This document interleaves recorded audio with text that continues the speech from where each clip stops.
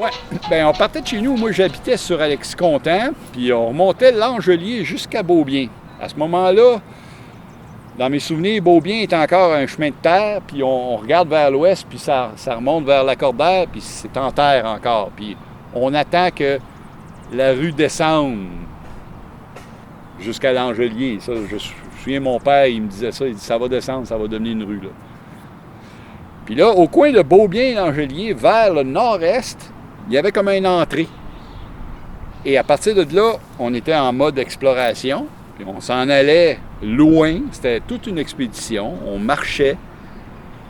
Je ne sais pas c'est quoi ça veut dire, loin aujourd'hui par rapport à ça, mais c'était loin, là. On marchait longtemps, puis on arrivait dans un vaste champ mal drainé.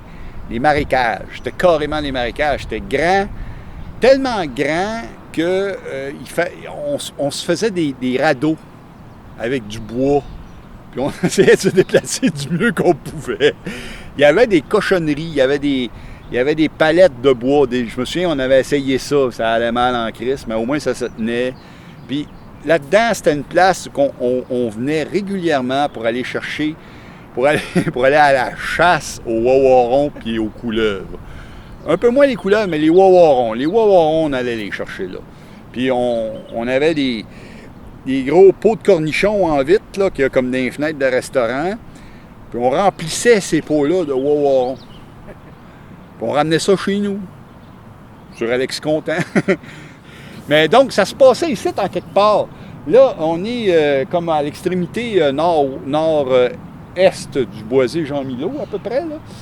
Puis ça se passe en haut du plateau. C'est pas en bas, c'est pas dans le creux du ruisseau. C'est sur un plateau mal drainé, ici en l'air, peut-être autour de Bélanger, où il y a les halles d'Anjou derrière. Là. Ça aussi, c'était mal drainé, ça, ici. Là. C'était pas une place qui était sec. Là.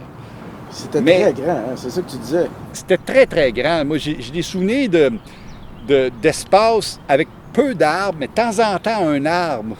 C'est comme, je vais fouiller dans mes souvenirs, là, mais des arbres éloignés, mais avec de l'eau à grandeur. Là. Mais, tu sais, c'est loin dans mes souvenirs. Là. C'est ce que je me souviens. Puis moi, dans ma tête, c'était comme, à ces endroits-là, éventuellement, là, les galeries d'Anjou vont se construire. Là, fait que c'est ici, c'est à quelque part ici. Je ne saurais pas dire exactement où, malheureusement. Ouais. Puis les radeaux, là, vous les construisiez comment?